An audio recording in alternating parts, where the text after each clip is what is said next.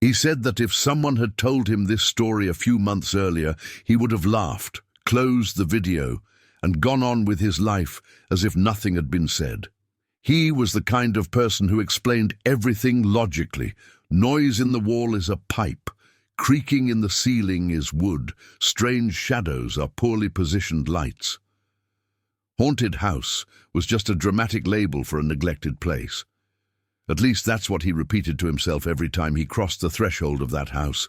It was old, cheap, a little out of the way, one of those buildings with high ceilings, a narrow hallway, and that smell of something stored away for a long time. Even on the first day, while packing things, he realized that the silence there wasn't the same as the silence of other places. It wasn't just the absence of sound. It was a silence that seemed filled, as if something were inside it, as if the very lack of noise was attentive. On the first night, this feeling became more evident. There was no TV on, no noisy neighbors, no cars passing by on the street. Just him, a few boxes, the mattress on the floor, and that darkness that seeped in through the cracks in the window, cutting the room into pieces. He lay on his side without a curtain, looking at the drawing of the tree projected on the wall. Everything was quiet, too quiet. You know when it feels like the air is holding its breath along with you? He felt exactly that, as if the environment was waiting for something to happen. It could be tiredness, it could be anxiety about the change, it could just be his imagination. He closed his eyes, trying to ignore it. But the more he tried to convince himself that everything was all right, the more he felt that there was something there that hadn't yet revealed itself, a silent presence, shapeless, faceless, but present. That's when he heard the first thing he couldn't easily explain. It wasn't a door slamming, it wasn't wood creaking, it wasn't furniture creaking. It was a word. He was almost asleep when, in the middle of that compressed silence, he clearly heard someone say his name. Not halfway, not too quickly, not drawn out. It was his full name, said calmly, as if someone had approached just enough to call out. The voice didn't seem to come from the door or the window or the hallway. It seemed to come from the wall itself, or rather, from inside it. His body reacted before his mind. He opened his eyes, his heart raced, but the first thing that came out of his mouth was automatic, almost childlike. "Hi?" He answered as one might answer their mother in the kitchen, a friend in the living room, someone familiar. Only after speaking did his brain ask the obvious question, "I'm alone." I answered, "To whom?" The instant the word "hi" left his mouth, the atmosphere of the house changed. It wasn't a cinematic change, with doors slamming and windows exploding. It was something much more subtle and, for that very reason, much more frightening. The temperature dropped a few degrees, not like a draft, but as if the heat had been sucked away from his body. The silence became denser, thicker, as if it had weight. It was like being in a room full of silent people staring at you, without you being able to see anyone. He lay there trying to find any convincing explanation. Someone might have called from the street. Perhaps it was a neighbor's voice, maybe. But none of these hypotheses explained one simple thing. The name had been said exactly, as his family said it, with the right intonation, the right pronunciation. It was too familiar to be a coincidence, too strange to be a memory. He got up slowly, as if any abrupt movement could further awaken what already seemed awake. He turned on the bedroom light, then the hallway light, then the living room light. Everything normal. No chairs out of place, no shadows out of proportion, no open doors. The house seemed innocent, almost disinterested. But he felt the opposite. He felt as if, behind the paint and bricks, something had retreated just a little, observing what he would do next. Have you ever had that feeling that the place where you are is not just scenery, but part of the situation? That the ceiling, the walls, the floor know you are there? He tried to laugh at his own fear, drink a glass of water, blame it on tiredness. He went back to his room, repeating to himself, "It was nothing. It's just my head." He lay down again, turned off the light, stared at the ceiling for a few seconds. Gradually, his heart slowed, his breathing became deeper, his eyelids heavy. He was almost crossing that boundary between wakefulness and sleep when something happened again, more subtle, but even more invasive. This time, it wasn't his full name. It was just the nickname he had as a child, the one almost no one else used anymore, the one that only surfaced in a few specific memories. The voice repeated this nickname as if testing him, as if saying, "I know more than you. Imagine." The difference is that now the sound didn't come from just one point. It came from the ceiling, from beside the bed, from the corner of the room. As if the house itself had relearned how to articulate its mouth just to call for him. His body froze. He held his breath as if the air would betray him. His heart was pounding so hard it felt like it was trying to burst out of his ribs. He didn't have the courage to answer this time. He pretended to sleep, closed his eyes even tighter, turned slightly to the side, but it's the kind of situation where your own body gives you away. Goosebumps, tense muscles, heightened hearing. The house noticed. And that's exactly what made everything worse, because if before it seemed like she was only calling to see if he would hear, now it seemed like she was calling to see how he would react. The intention had changed. They had ceased to be just strange sounds in silence and had transformed into a form of contact, a kind of hello coming from the other side of something he couldn't name. The next morning, with the sun streaming through the window, everything seemed less threatening. Light has that effect. It paints as normal what at night seems monstrous.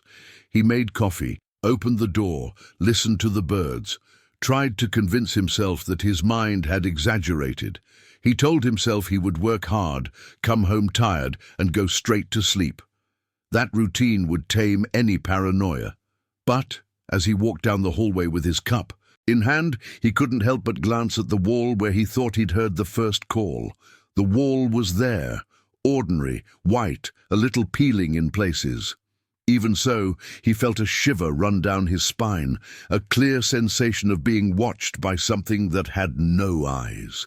He pushed the thought away, turned on the TV, but an unsettling idea began to grow. What if it wasn't my imagination? What if I answered, and someone on the other side heard? That night, he decided to do things differently.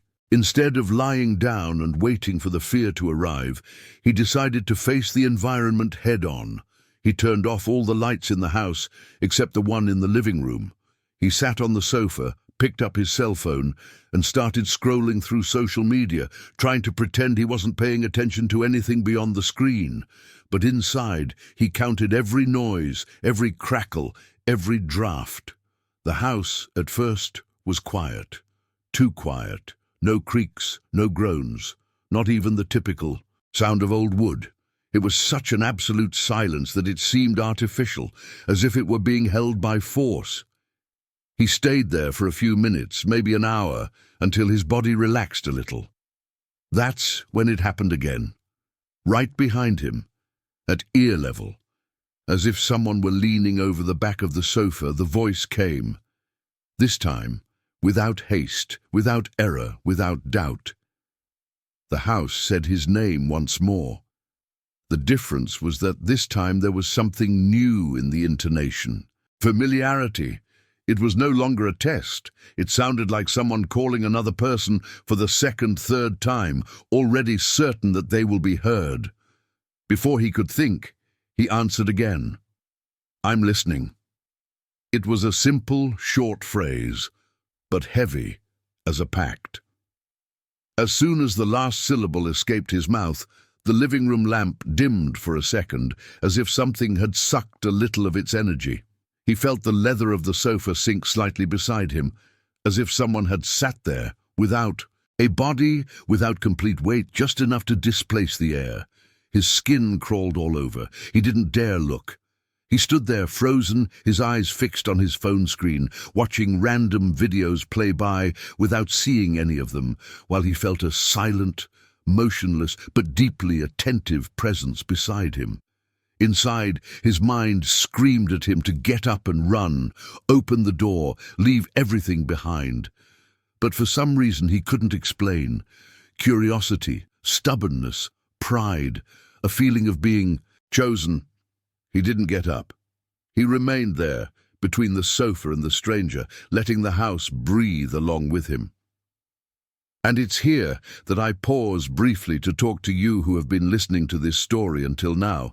If you also feel that something has called your name in the dark, if you've ever turned around thinking you heard someone and there was no one there, stay with me on this. Before we delve deeper into the night, he discovered exactly what he had answered. Do this. Like this video, share it with someone who loves chilling stories, and if you haven't already, subscribe to the channel, because from here on out, the voice coming from the house stops being just a strange sound and begins to become something that knows memories, fears, and secrets he never told anyone. He said that after that night when the house sat beside him on the sofa, or whatever it was that sat, something changed forever in the way the atmosphere around him breathed. It was no longer just a feeling, no longer just intuition. The house had crossed the invisible boundary between strange and conscious. And from that moment on, everything he did seemed to generate a response. He slowly got up from the sofa, still not looking at the place where he had felt the weight sink in. His legs were shaky, but he tried to maintain control, as if showing fear was exactly what the house wanted. He took 2 steps toward the hallway and saw the living room light flicker again, not from a power outage, but from something that seemed to follow his movement, like an animal raising its head when its owner leaves the room. He stopped. The light stopped. He took a deep breath. The light breathed with him. The house was synchronized, as if it had learned the rhythm of his body, his heart, his breathing. At the end of the hallway, where the darkness formed a narrow tunnel, he heard the faint creaking of floorboards. One creak at a time, advancing toward him, like weightless steps, bodiless steps, steps of something that merely imitated the idea of walking. He took half a step back, and the creaking stopped immediately, as if the house were observing his reaction with curiosity, studying like someone trying to learn human behavior. "You heard me." The voice came again, but this time it wasn't from any specific point. It was as if it came from the ceiling, from the floor, from inside his heart. He closed his eyes reflexively, but immediately regretted it, because the moment his eyelids met, he felt something bring its face close to his. It wasn't wind, it wasn't smell, it wasn't sound, it was presence. As if someone were inches away, leaning over him, analyzing every detail of his breathing, the tension in his muscles, the fear he was trying to hide. He opened his eyes quickly and for a split second saw in the reflection of the window a silhouette that shouldn't exist. Something elongated, faceless, but contorting as if trying to form one, as if rehearsing the human expression it couldn't yet replicate. He stumbled backward and hit the wall, knocking over an old painting that had been there when he moved in. The glass shattered with a dry crack that echoed throughout the house like a scream. And the house responded. The walls vibrated, the floor trembled beneath his feet, and the bedroom door opened by itself. Not quickly, not aggressively, but with the calculated slowness of someone inviting someone in. He stood there, unable to decide whether to enter or flee. And it was at that moment that the house did something that truly took his breath away. It repeated his name again, but this time using his own voice. Not his current voice, the voice from when he was 6 years old. The small, fragile voice that only appears in old family recordings. The house was stirring up memories he didn't even know he remembered. He felt his stomach churn. This was no longer just imitation. It was intimacy. It was invasion. It was as if the house were opening drawers that no one should open. He walked slowly to the bedroom, as if being pulled by an invisible thread tied to his chest. With each step, the air grew heavier, warmer, more alive. When he crossed the threshold, the bedroom light flickered 3 times and went out. Only the streetlights remained, streaming in through the window, creating long shadows that seemed to move on their own. He reached for the light switch, but it was no use. The house had already decided how that conversation would happen. Then, in the darkness, the voice returned. It didn't shout, it didn't call. He simply said, with a calmness that froze his blood, "You let me in." He felt his legs weaken.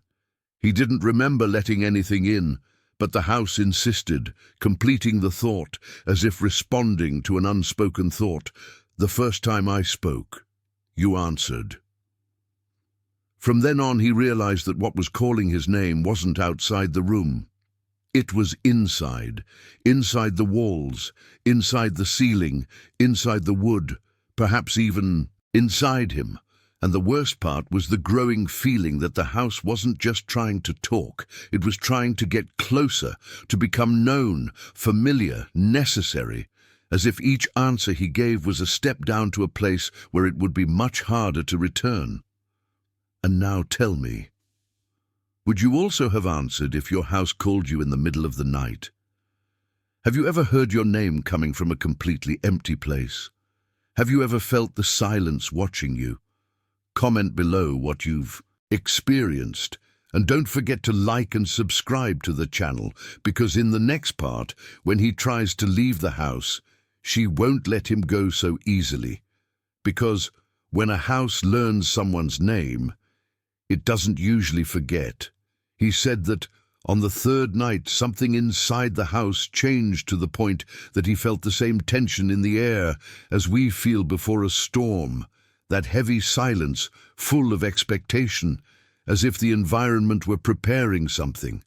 He tried to stay in the room, with the door closed, the light on, and his cell phone in hand, but none of that seemed to make a difference.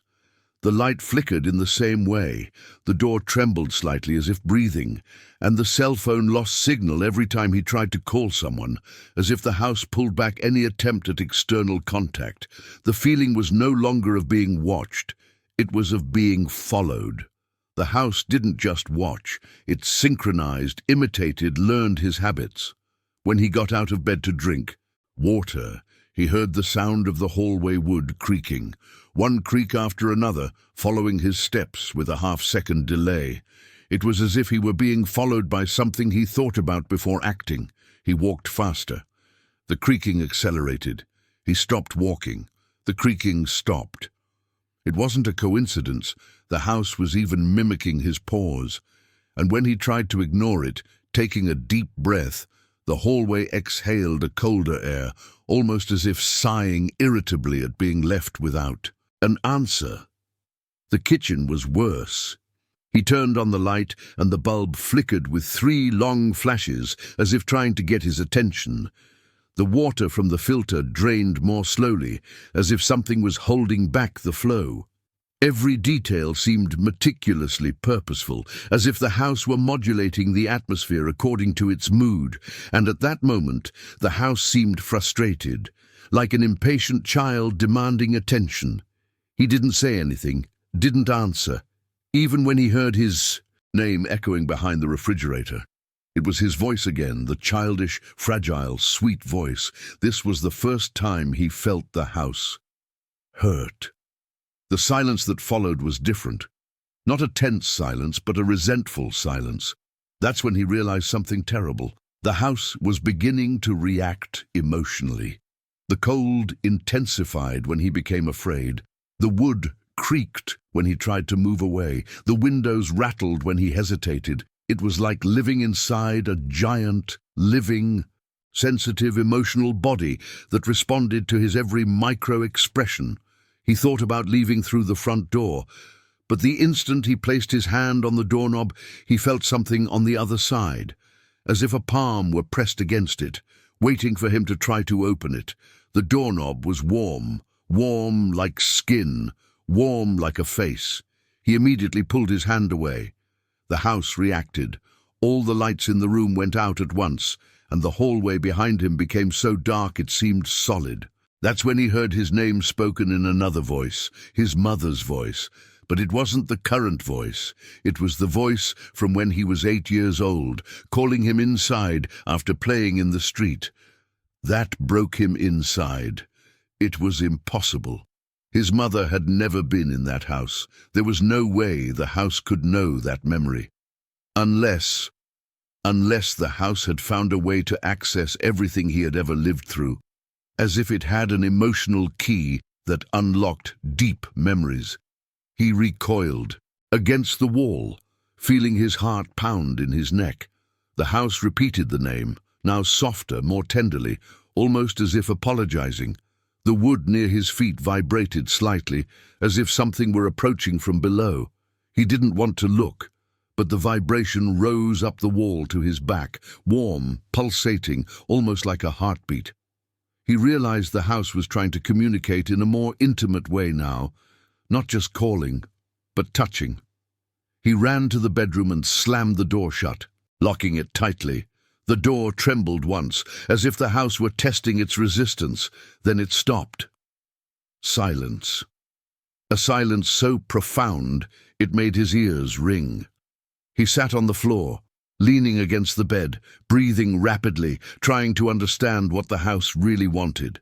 He had thought it was just conversation, just curiosity, but it was much bigger than that. The house didn't just want to be heard. The house wanted to be felt. It wanted presence. It wanted permanence. And it was there, in the room, that something happened for the first time. He heard a soft tapping on the wall, and another, all at different pitches, like fingers testing texture, as if the house was searching for the best way to say something important. He held his breath. The tapping aligned until it formed a rhythmic pattern, and after a few seconds, the tapping began to mimic his own pulse. The house was beating to the rhythm of his heart. He almost fainted, because this wasn't communication. This was total synchronization, an emotional fusion. Then finally the voice returned, low, intimate, as if it was sitting beside the bed, waiting. "You let me in, now. Let me stay."